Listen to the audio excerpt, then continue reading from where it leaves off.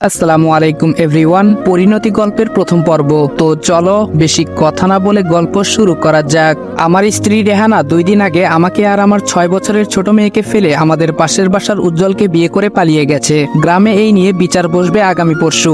দীর্ঘ 5 বছর প্রবাস জীবন পার করে আজকে দেশে ফিরে যাচ্ছি, কিন্তু মনের ভিতর এক সমুদ্র হাহাকার। আমি রিদওয়ান হাসান রনি। আজ থেকে 5 বছর আগে মালয়েশিয়ার পথে পাড়ি জমাই। চিন্তাটা ছিল এরকম যে 5-6 বছর যদি বিদেশের বুকে কাজ করি, আল্লাহর অশেষ রহমতে যা আয় করব তাই দিয়ে আমাদের বাকি জীবন, আমার মেয়ে সাইমার জীবন খুব সুখেই পার হয়ে যাবে। মালয়েশিয়াতে আসার পর আল্লাহ যেন আমার রিজিকের দুয়ার খুলে দিয়েছিল। যেখানে দেশে থাকা অবস্থায় সারাদিন অক্লান্ত পরিশ্রম করে 150 থেকে 200 টাকা আয় করতাম, সেখানে এই দেশে আসার পর গড়ে প্রতিদিন বাংলাদেশি 1000 থেকে 1500 টাকা আয় করতাম। প্রতি মাসে 40,000 টাকা পাঠাতাম। 10,000 টাকা দিয়ে সংসারের যাবতীয় খরচ আর 5,000 টাকা হাত খরচ করতে বলতাম। বাকি 25,000 টাকা প্রতি মাসে ব্যাংকে রাখতো আমার স্ত্রী রেহেনা। আমি সবাইকে চমকে দেওয়ার জন্য কাউকে বলিনি যে আমি 4 দিন পর বাড়িতে ফিরবো, কিন্তু বিধাতা হয়তো অন্য কিছু চেয়েছিলেন। যেদিন কনফার্ম হলাম আর 4 দিন পরে দেশে ফিরবো, সেদিনই আমাকে চমকে দিল আমার স্ত্রী রেহেনা। আমার মা ফোন দিয়ে জানালো যে আমার স্ত্রী পাশের বাসার উজ্জ্বলের সাথে পালিয়ে গেছে। পালিয়ে যাওয়ার 2 দিন পর কোর্ট থেকে তালাকনামা আর একটা চিঠি এসেছে বাড়িতে। বগুড়া জেলার ছোট একটা গ্রামে আমাদের বাড়ি। রেহানার সাথে আমার বিয়েটা ছিল প্রেমের। আমার বাবা মা সহজে মেনে নিলেও রেহানার বাবা এলাকার ধনী ব্যক্তি হওয়াতে আমাদের বিয়ের পর তিনি রেহানার সাথে সমস্ত সম্পর্ক ছিন্ন করে। এমনকি ওই বাড়ির কেউ আমাদের সাথে কোনোদিন দেখা করা কিংবা কথা বলার সাহস পেত না। অবশ্য এতে রেহানার কোনো আফসোস ছিল না। সে বারবার বলতো, রেদওয়ান, জীবন একটাই, এক জীবনে ভালোবাসার মানুষকে ছাড়া বেঁচে থাকবো এটার মানেই হয় না। তাই বাবা মাকে ছেড়ে দিতেও রাজি, কিন্তু তোমাকে ছাড়তে পারবো না। এখন বুঝতে পারছি যে আমার জন্য নিজের বাবা মাকে ছেড়ে দিতে পারে, সে যখন তখন আমাকেও ছেড়ে দিতে পারবে। আর সেটাই হলো আমার সাথে। আমার সোনার সংসার ছেড়ে চলে গেল, কিন্তু একবারও কি আমার মিষ্টি মেয়েটার মুখের দিকে তাকায়নি ও? নিজের গর্ভে যে মেয়েকে প্রায় 10 মাস রেখেছে তাকে ফেলেই অন্যের হাত ধরে চলে গেল। তোমাকে অভিশাপ দেব না রেহেনা, কিন্তু একটা কথা মনে রেখো, মাথার উপর আছে বিশাল আকাশ, পায়ের নিচে জমিন। এই বিশাল আকাশ আর জমিনের মালিক কিন্তু সব দেখেছে। তোমার করা অন্যায়ের শাস্তি সে তোমাকে দেবেই। পাপ কারো পিছু ছাড়ে না। আজকের দিনটার অপেক্ষায় ছিলাম বিগত কয়েক বছর ধরে। কবে দেশে যাব, তারপর জমানো টাকা দিয়ে একটা বড়সড় কাপড়ের দোকান দেব। কিন্তু সেসব ভাবনা এখন যেন মরুভূমির মাঝে পানি খোঁজার মতো। সত্যি আমার জীবনটা আজকে তিক্ত মনে হচ্ছে। একটা কথা আছে, সুখে থাকতে ভূতে কিলায়। আমার স্ত্রীর অবস্থাটাও ঠিক তাই হবে। উজ্জ্বলের মতো লম্পটকে বিয়ে করা ওর জীবনের সবচেয়ে বড় ভুল। যাক, সে বিষয়ে এখন ভাবার সময় নেই। এখন এয়ারপোর্টের উদ্দেশ্যে রওনা দেই। ব্যাগ গোছাতে গিয়ে হঠাৎ নেকলেসটা হাতে পড়লো। মালয়েশিয়াতে প্রায় 15,000 দাম নিয়েছে, যেটা বাংলাদেশের টাকায় 3 লক্ষের একটু বেশি হয়। হ্যাঁ, এটা আমার স্ত্রীর জন্যই কিনেছি, কিন্তু এখন আমার স্ত্রী যে নেই। যাই হোক, এখন তাড়াতাড়ি গুছিয়ে এয়ারপোর্টের উদ্দেশ্যে রওনা দেই। পিঠে একটা ব্যাগ আর হাতে একটা ব্যাগ নিয়ে গ্রামের মাটিতে পা দিলাম। মনে হয় কিছুক্ষণ আগে হালকা বৃষ্টি হয়েছে। গ্রামে পা দিতেই নিজের জন্মভূমির চিরচেনা সেই মিষ্টি গন্ধে মন ভরে উঠেছে। মেটে রাস্তা হওয়াতে রাস্তার মাটিও কিছুটা নরম হয়ে গেছে। পায়ের জুতা খুলে একটা পলিথিনের ব্যাগে নিলাম। হেঁটে চলেছি বাড়ির উদ্দেশ্যে। কিছু দূর যেতেই ছোটবেলার বন্ধু রাকিবের সঙ্গে দেখা। রাকিব বলল, বন্ধু, তোর বউকে তো উজ্জ্বল খেয়ে দিল। কি বলবো আমি, কিছুই তো বলার নেই আমার মুখে যেন কেউ তালা লাগিয়ে দিয়েছে। রাকিবের দিকে তাকিয়ে ঠোঁট কিঞ্চিত প্রশস্ত করে একটা মৃদু হাসি দিলাম। আমাকে আর মাথা উঁচু করে চলা মানায় না, তাই মাথাটা নিচু করে রাকিবের সামনে থেকে বিদায় নিয়ে হাঁটতে লাগলাম। পেছন থেকে রাকিব বলল, রেদওয়ান, আমার কথায় কষ্ট পাইলেও কিছু করার নেই দোস্ত। গ্রামের প্রত্যেকটা মানুষ এর থেকেও বাজে কথা তোকে শোনাবে। তোর মেয়েটাকে দেখলে সবাই কি বলে জানিস? 12 ভাতারির মেয়ে। গতকাল এই নিয়ে 2-1 জনকে মেরেছিও। পরশু সন্ধ্যায় যে বিচার বসবে সেখানে আমার কথাও উঠবে। যাই হোক, আগের কথাগুলো বলার জন্য দুঃখিত দোস্ত। তুই আমার ছোটকালের বন্ধু, নিজের ভাইয়ের সমান। ইচ্ছা ছিল তোকে দেখলে বুকে জড়িয়ে ধরবো, কিন্তু তোকে কষ্ট দেওয়া লাগলো। এর কারণ হচ্ছে তোর সহ্য ক্ষমতা বাড়ানো। রাকিবকে একটু বুকে জড়িয়ে ধরতেই মন বলছিল, আসলেই তো এর থেকেও বাজে বাজে কথা শোনা লাগবে আমাকে। আবারও রাকিবের দিকে তাকিয়ে মৃদু একটা হাসি দিয়ে বাড়ির পথে এগিয়ে যেতে লাগলাম। ওই দেখ, 12 ভাতারির প্রথম ভাতার যাচ্ছে।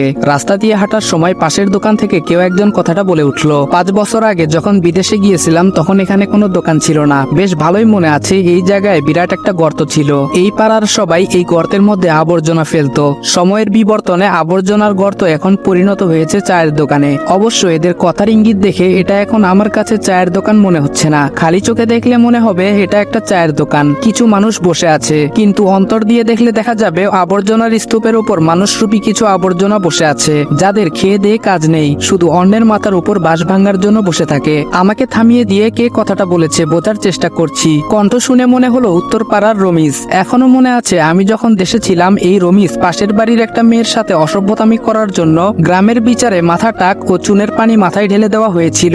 ওর দিকে তাকিয়ে একটা মুচকি হাসি দিলাম। রমিজ হয়তো আমার এই হাসির অর্থ বুঝে গেছে, তাই সে মাথা নিচু করে নিল। আর এতক্ষণ যারা ওর কথায় হাসাহাসি করছিল তারাও ভদ্র ছেলের মতো শান্ত হয়ে গেল। বাস্তবতা বড়ই অদ্ভুত। তুমি ঘোর অন্যায় করলেও নিজের দোষ চোখে পড়বে না, কিন্তু অন্যের ধুলো পরিমাণ ভুলকে তুমি পাহাড় সমান বড় করবে। যাই হোক, এখন এসব আবর্জনার সাথে কথা বলার ইচ্ছা নেই, তাই নিজের বাড়ির দিকে রওনা দিলাম। বাড়িটা বাইরে থেকে দেখছি যেমন রেখে গেছি তেমনই আছে, তবে চালের টিনগুলো নতুন। সূর্যের আলো যখন টিনের উপর পড়ছে নতুন টিনগুলো হীরার মতো চকচক করছে। বাড়ির ভেতর প্রবেশ করে দেখলাম পাড়া প্রতিবেশী কিছু মহিলা মায়ের পাশে বসে আছে, বাবার আশেপাশে চাচারা বসে আছে। আমার মেয়েটা ওর ফুফুর কাছে রয়েছে। আমাকে প্রথম আমার মেয়ে বাড়ির ভেতরে ঢুকতে দেখে সে আব্বু বলে ফুফুর কোল থেকে নেমে দৌড়ে আমার কাছে চলে আসে। হাতের ব্যাগটা মাটিতে রেখে মেয়েকে কোলে তুলে নিলাম। 2 দিন মা পাশে নেই, তাই মেয়েটার মুখখানা একদম শুকনো লাগছে। মেয়ে বলল, আব্বু, আম্মু আমাকে ফেলে চলে গেছে, তুমিও কি চলে যাবে? আমি মেয়ের কপালে একটা চুমু দিয়ে বললাম, আব্বু এবার বিদেশ থেকে একেবারে চলে এসেছে, এবার সে তার পিচ্চি পরিটাকে ফেলে কোথাও যাবে না। মায়ের দিকে তাকিয়ে দেখলাম আঁচল মুখে নিয়ে নিজের কান্না আটকানোর বিচার চেষ্টা করছে। ছোট বোন সুমাইয়া এগিয়ে এসে বলল, ভাইয়া কেমন আছিস তুই? বাড়ির সবাই জানে আমার মন খারাপ কিংবা কষ্ট লাগলে রুক্ষতা নিয়ে একটা মুচকি হাসি দেই, এখনো তাই করলাম। বোন বলল, জানি তুই ভালো নেই ভাইয়া, তবুও 5টা বছর পর তোর সাথে দেখা হচ্ছে, তাই এই কথাটা বলতেই হয়। আবারও মুচকি হাসি দিলাম, তবে এবার চুপ না থেকে কিছু কথাও বললাম। আল্লাহ আমাকে খুব ভালো রেখেছে রে বোন, আগামীতেও ভালো রাখবে। বোন বলল, ভাইয়া এত বড় ঘটনা ঘটে যাওয়ার পরও বলছিস তুই ভালো থাকবি? বোনের কথা শুনে বরাবরের মতো আবারও মিষ্টি হাসি দিয়ে বললাম, আল্লাহ যা করেন তার বান্দার ভালোর জন্যই করেন। আমি যদি আমার ধৈর্য হারিয়ে ফেলি তাহলে আমার ঈমান দুর্বল হয়ে যাবে বোন, তাই সদা আল্লাহর কাছে শুকর গুজার করি। বোন আর কোনো কথা না বলে ব্যাগ 2টা নিয়ে চলে গেল। আমি মেয়েকে কোলে নিয়ে মায়ের কাছে গেলাম। আমি বললাম, মা তুমি কেমন আছো? আমার কথার উত্তর দিতে পারলো না মা, হু হু করে কেঁদে উঠলো। আমি বললাম, মা এমন ভাবে কেঁদো না, আদৌ কি এমন কিছু ঘটেছে যার জন্য এভাবে কান্না করতে হবে? মা বলল, তুই কেমন আছিস বাবা? আমি বললাম, আলহামদুলিল্লাহ মা, আমি খুব ভালো আছি। মা বলল, এসব কি হয়ে গেল? যাকে মেয়ের মতো ভালোবাসতাম সে আমাদের সাথে এত বড় বেইমানি করলো কিভাবে? আমি বললাম, মা এখন এসব আজে বাজে চিন্তা বাদ দাও। বাবার সাথেও হালচালের কথা বলে মেয়েকে সুমাইয়ার কাছে দিয়ে নিজের ঘরে ফ্রেশ হতে চলে গেলাম। ড্রেসিং টেবিলের সামনেই আমার রেহানার আর আমাদের মেয়ে সাইমার একটা ছবি রয়েছে, মালয়েশিয়া যাওয়ার 2 দিন আগে তোলা ছবিটা। মেয়েটার বয়স তখন 1 বছর। ছবি উঠতে হলে যে ক্যামেরার দিকে তাকাতে হয় তখন সেই বুদ্ধি ওর হয়নি। তবুও রেহানার ইচ্ছা ছিল আমি চলে গেলেও এই ছবিটা দেখবে আর মনে হবে যে আমি ওদের সাথে আছি। আসলে কি থেকে কি হয়ে গেল আমি কিছুই বুঝতে পারছি না, এটা কোনো দুঃস্বপ্ন মনে হচ্ছে। ঘুমটা ভেঙে যাক, আমার সুন্দর দিনগুলো ফিরে আসুক, কিন্তু আফসোস সেসবের কিছুই হবে না। একদিন পর গ্রামে বিচারের মজলিসে বসে আছি। আমি, বাবা, রেহানার বাবা, উজ্জ্বলের বাবা, গ্রামের গণ্যমান্য ব্যক্তিরা আর এসব দেখে মজা মারতে আসা গ্রামের অন্যান্য সাধারণ লোকজন। বিচার কার্য শুরু হলো। প্রথমেই মোড়ল সাহেব কথা বললেন, স্বামী যদি স্ত্রীর চাহিদা পূরণ না করতে পারে তাহলে সেই স্ত্রী স্বামীকে ছেড়ে দিতেই পারে। তাই আমার দৃষ্টিতে রেদওয়ানের বউ অন্যের সাথে বিয়ে করেছে, এটাকে আমি খুব একটা খারাপ ভাবে নিচ্ছি না। আমি বললাম, চাচা বলতে পারেন আমি কোন দিক থেকে আমার স্ত্রীকে অভাবে রেখেছিলাম? মোড়ল বলল, রেদওয়ান মিয়া তুমি মোটামুটি শিক্ষিত ছেলে, আশা করি আমার কথার মানেটা বুঝতে পেরেছো। আমি টাকা পয়সা বা সম্পদের কথা বলিনি, একটা মেয়ের আরো কিছু চাহিদা আছে। আমি বললাম, চাচা বিদেশে যাওয়ার কথা সেই প্রথম আমাকে বলেছিল, আমি বলি নাই। আমি বলেছিলাম মাঠের 1 বিঘা জমি আছে, ওটা বিক্রি করে একটা ব্যবসা করি, কিন্তু সে আমাকে বলেছিল না তুমি বাইরে যাও, সেখানে অনেক টাকা আয় করবে, তারপর আমাদের ভবিষ্যৎ জীবন সুখের হবে। মোড়ল চাচা উজ্জ্বলের বাবাকে উদ্দেশ্য করে বলল, জমির ভাই তোমার কি মতামত? উজ্জ্বলের বাবা বলল, আমার কোনো মতামত নেই আফজাল ভাই, ছেলে প্রাপ্তবয়স্ক হয়েছে, তার নিজের সিদ্ধান্ত নেওয়ার অধিকার আছে, এতে আমার কথা বলার কিছুই নেই। আমার শ্বশুর জীবনে কোনোদিন আমার সাথে কথা বলেনি, এমনকি নিজের পরিবারের কাউকেও কথা বলতে দেয়নি, কিন্তু আজকে যে সে আমার পক্ষ নিয়ে কথা বলবে আমি তা ভাবতেই পারি নাই। উনি গলা খাকারি দিয়ে বলতে শুরু করলেন, রেহানার বাবা বলল, মেয়েটাকে কোনোদিন চুল পরিমাণ কষ্ট দেয়নি, ছোট থেকে আদর দিয়ে বড় করেছি, ছোটখাটো দোষগুলো চোখে পড়তো না, পড়ার কথাও না। বাবা মা ছেলে মেয়ের ছোটখাটো ভুল ত্রুটি খুব একটা বুঝতে পারে না, এটাই প্রকৃতির নিয়ম। আমাদের ক্ষেত্রেও তার ব্যতিক্রম হয়নি, মেয়ের দোষ খুঁজে পেতাম না। যাই হোক, মেয়ে বড় হলো, নিজ হাতে বিয়ে দেব চিন্তা করলাম, কিন্তু আমার সে স্বপ্নটা স্বপ্নই রয়ে গেল। আমার মেয়েটা এই ছেলেটাকে বিয়ে করলো, আমাকে দেখিয়ে বলল আমার শ্বশুর। বাবা হিসেবে আমার একটু রাগ করা স্বাভাবিক কিনা, সেজন্য মেয়ে জামাইয়ের সাথে কথা বলতাম না, কিন্তু মনে মনে খুশি হতাম যে আমার মেয়েটা রেদওয়ানের মতো সৎ একজন মানুষকে জীবনসঙ্গী হিসেবে পছন্দ করেছে। আমার অবাধ্য হওয়ার জন্য মেয়ে জামাইয়ের সাথে কথা না বলা, আবার ভালো ছেলের সাথে মেয়ের বিয়ে, এই নিয়ে বেশ দ্বিধাদ্বন্দ্বে থাকতাম। কবে যে এমন করতে করতে 7টা বছর পার হয়ে গেছে বুঝতেও পারিনি। ভেবেছিলাম রেদওয়ান ফিরে এলে ধুমধামের সাথে জামাই বরণ করব আমরা, কিন্তু আমার হতভাগী মেয়েটা এটা কি করলো, হীরা ফেলে কাচের টুকরার পেছনে চলে গেল।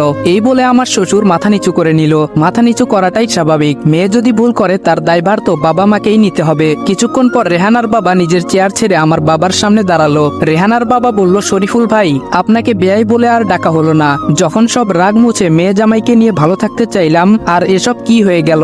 অবশ্য এর জন্য সব দোষ আমার। আমি আমার মেয়ের কোনো দোষ ভালো করে চোখ দিয়ে দেখিনি। আমি আপনার সামনে দাঁড়িয়ে আছি, এখন আপনি আপনার পায়ের জুতা খুলে আমার মুখের উপর একের পর একটা আঘাত করতে থাকুন। যতক্ষণ আপনি ক্লান্ত না হবেন আমাকে আঘাত করবেন।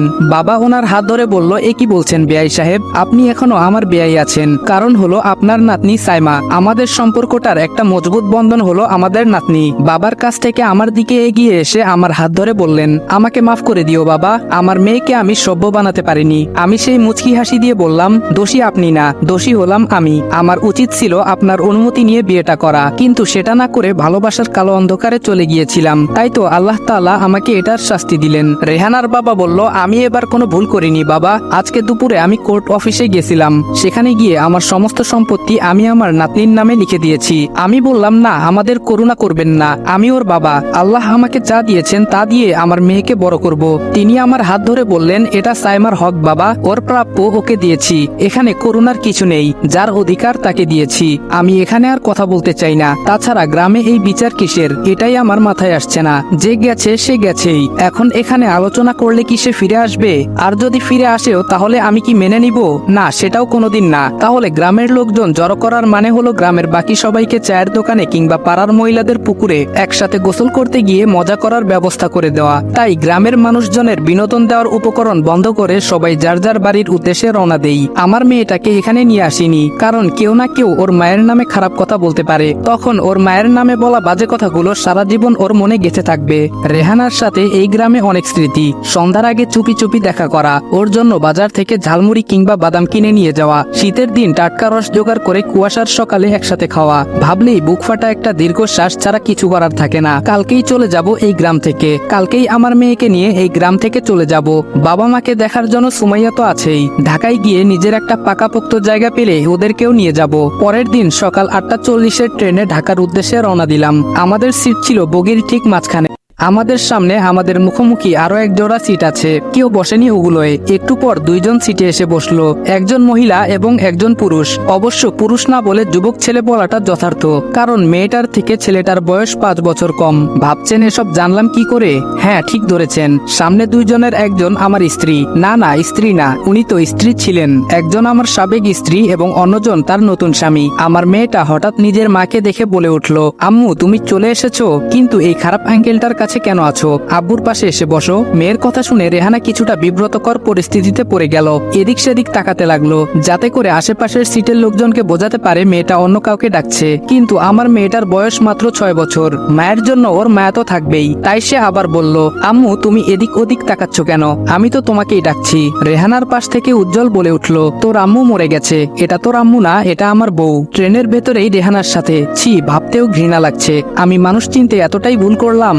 স্বামী সন্তানের সামনে আমার স্ত্রী অন্যের সাথে ঢলাঢলি করছে, ন্যূনতম বিবেচনা বোধ যেন তার ভেতরে নেই। মানলাম আমি এখন তার স্বামী না, কিন্তু সন্তান, মেয়েটাও কি ওর কাছে এতটাই পর হয়ে গেছে যে মেয়ের সামনে অন্যের সাথে মাখামাখি করছে? মেয়েটা বলল, আম্মু তুমি এই খারাপ লোকটার সাথে কেন বসে আছো? তুমি আমার সিটে এসে বসো, আর আমি তোমার কোলে বসবো। রেহেনা চরম বিরক্তি নিয়ে বলল, এই মেয়ে, কে তোর মা? বারবার মা মা করে যাচ্ছিস। মেয়ের বয়স 6 বছর, খুব একটা অবুঝ বলা চলে না। এখনকার যুগে 3 বছরের মেয়েরও যথেষ্ট বুদ্ধি হয়। আমার আমার মেয়ের ক্ষেত্রেও তার ব্যতিক্রম হয়নি। মায়ের এরূপ আচরণে সাইমা নিজেকে সামলে নিয়ে বলল, সরি আন্টি, আপনার চেহারাটা দেখতে একদম আমার মায়ের মতো, তাই হয়তো আপনাকে দেখে আমার মা মনে হয়েছে, আমাকে মাফ করে দেবেন।